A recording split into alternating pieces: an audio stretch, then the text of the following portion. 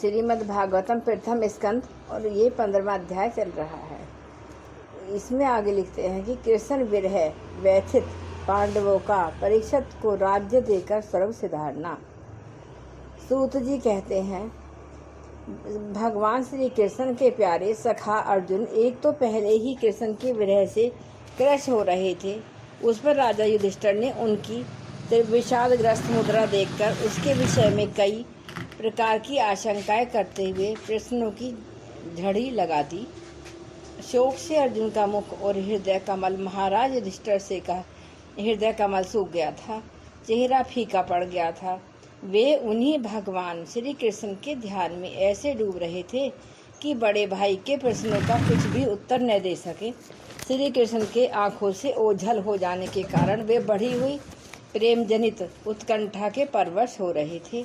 रथ के हाँकने के, टहलने के आदि के समय भगवान ने उनके साथ जो मित्रता, अभिन्न हृदयता और प्रेम से भरे हुए व्यवहार किए थे, उनकी याद पर याद आ रही थी। बड़े कष्ट से उन्होंने अपने शोक का वेग रोका, हाथ से नेत्रों के आंसू पोंछे और फिर रुंधे हुए गले से अपने बड़े भाई महाराज युधिष्ठिर से कहा। अर्जुन बोले, महाराज, मेरे भाई अथवा अत्यंत घनिष्ठ मित्र का रूप धारण करके श्री कृष्ण ने मुझे ठग लिया। मेरे जैसे प्रबल पराक्रम से बड़े बड़े देवता भी आश्चर्य में डूब जाते थे, उसे कृष्ण ने मुझसे छीन लिया।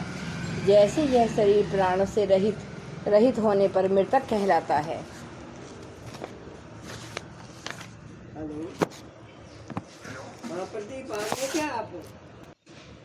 वैसे ही उनके क्षण के वियोग से यह संसार अपरह दिखने लगता है। उनके आश्रय से द्रौपदी स्वयंवर में राजा द्रुपद के घर आए हुए कामोन्मत्त राजाओं का तेज मैंने हरण कर लिया। धनुष पर बाण चढ़ाकर मत्स्य वेद किया और इस प्रकार द्रौपदी को प्राप्त किया था। उनकी सानिध्य मात्र से मैंने समस्त देवताओं के साथ इंद्र को अपने बल से जीतकर अग्निदेव को उनकी तृप्ति के लिए खांडव वन का दान कर दिया था। और मैं दानव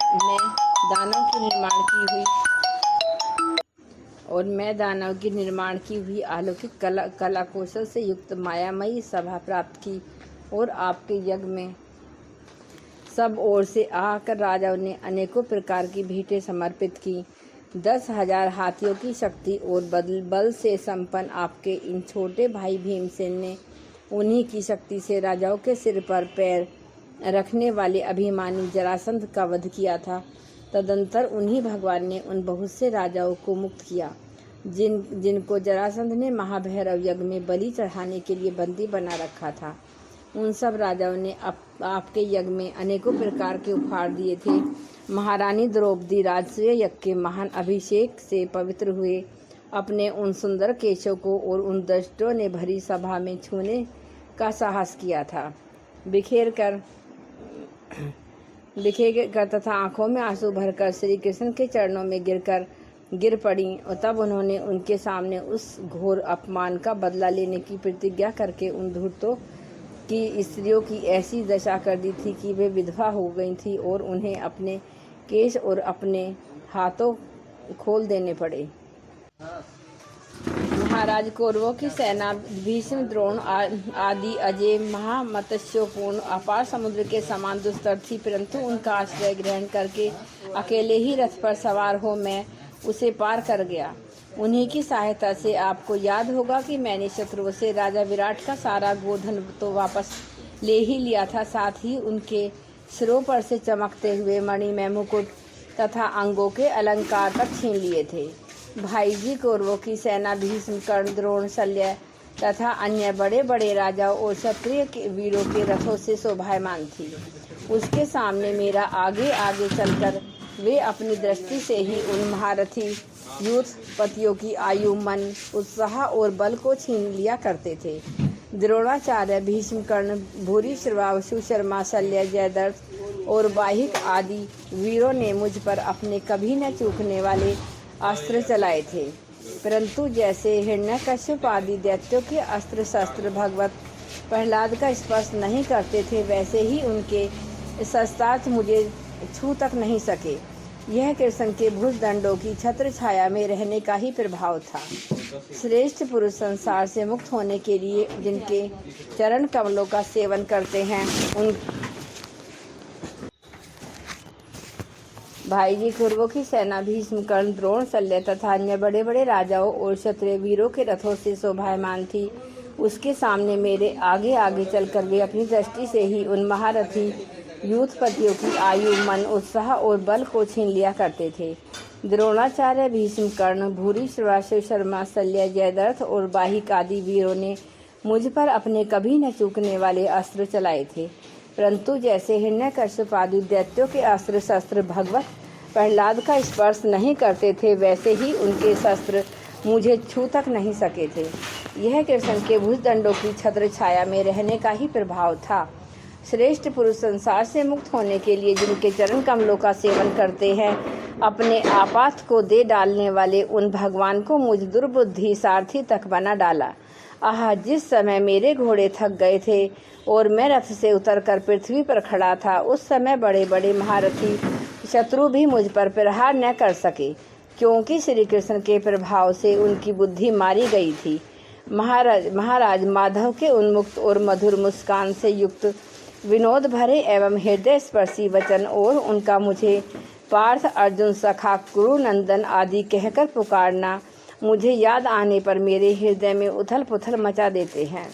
सोने, बैठने और टहलने और अपने संबंध में बड़ी बड़ी बातें करने तथा भोजन आदि करने में हम प्राय एक साथ रहा करते थे। किसी किसी दिन मैं व्यंग्य से उन्हें कह बैठता, मित्र तुम तो बड़े सत्यवादी हो। उस समय भी वे महापुरुष अपनी महानुभावता के कारण जैसे मित्र अपने मित्र का और पिता अपने पुत्र का अपराध सह लेता है, उसी प्रकार मुझ दुर्बुद्धि अपराधों को सह लिया करते थे। महाराज, जो मेरे सखा मेरे प्रिय मित्र नहीं, मेरे हृदय ही थे, उन्हें पुरुषोत्तम भगवान से मैं रहित हो गया हूँ। भगवान की पत्नियों को द्वारका से अपने साथ ला रहा था, परंतु मार्ग में दुष्ट गोपों ने मुझे एक अबला की भांति हरा दिया और मैं उनकी रक्षा नहीं कर सका। वही मेरा गांडीव धनुष है, वही मेरे बाण हैं, वही रथ है, वही घोड़े और वही मैं रथी अर्जुन हूँ, जिसके सामने बड़े बड़े राजा लोग सिर झुकाया करते थे। श्री कृष्ण के बिना ये सब एक ही क्षण में नहीं के समान सार शून्य हो गए। ठीक उसी तरह जैसे भस्म में डाली हुई आहुति, कपट भरी सेवा और ऊसर से बोया हुआ बीज व्यर्थ हो जाता है।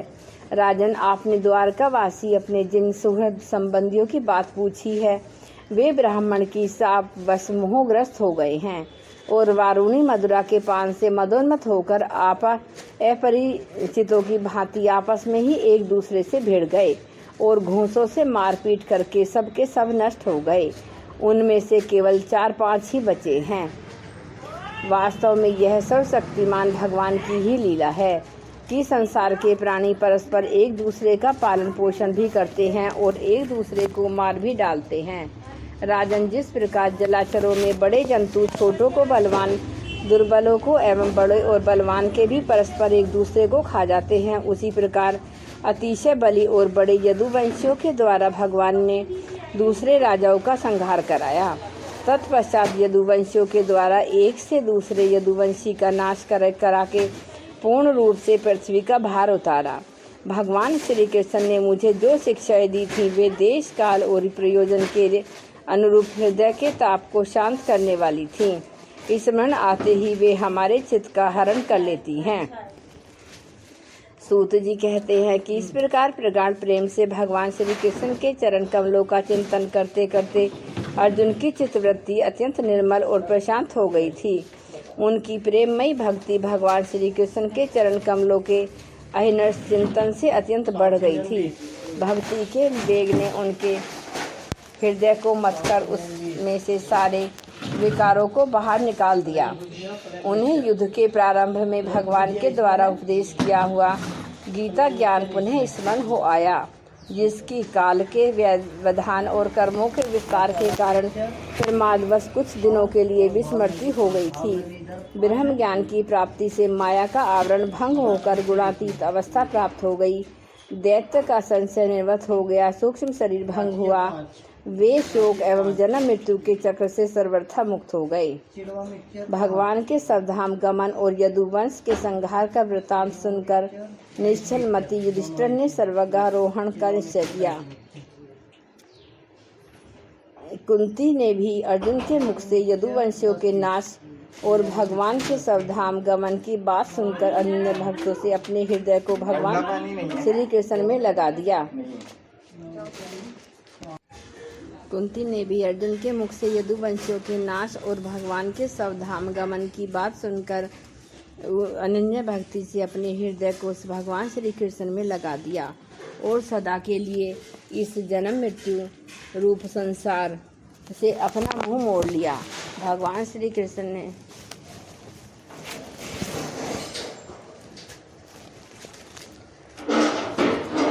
लोक दृष्टि में जिस याद शरीर से पृथ्वी का भार उतारा था, उसका वैसा ही परित्याग कर दिया, जैसे कोई कांटे से कांटा निकालकर फिर दोनों को फेंक दे।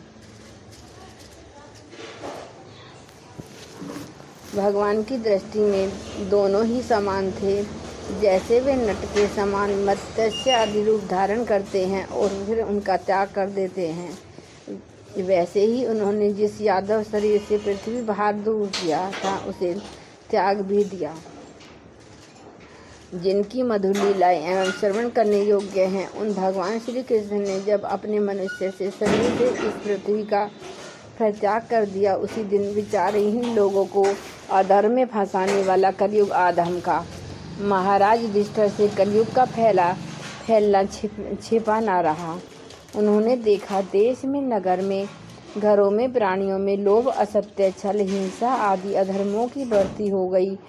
तब उन्होंने महाप्रस्थान का निश्चय किया। उन्होंने अपने विनयी पुत्र परीक्षित को, जो गुणों में उन्हीं के समान थे, समुद्र से घिरी हुई पृथ्वी के सम्राट पद पर हस्तिनापुर में अभिषिक्त किया। उन्होंने मथुरा में सूरसेनाधिपति के रूप में अनिरुद्ध के पुत्र वज्र का अभिषेक किया। इसके बाद समर्थ युधिष्ठिर ने प्राजापत्य यज्ञ करके आह्वन्य आदि अग्नियों को अपने में लीन कर दिया, अर्थात गृहस्थ आश्रम के धर्म से मुक्त होकर उन्होंने संन्यास ग्रहण किया। युधिष्ठिर ने अपने सब वस्त्र, आभूषण आदि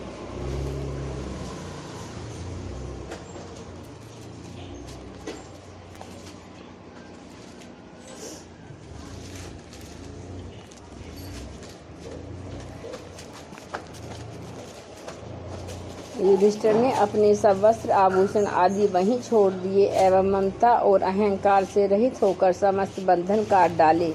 उन्होंने दृढ़ भावनाओं से वाणी को वो मन को प्राणी में, प्राण को अपमान और अपमान को उसकी क्रिया के साथ मृत्यु को पंचभूत शरीर में लीन कर लिया। इस प्रकार शरीर को मृत्यु रूप अनुभव करके उन्होंने उसे त्रिगुण में मिला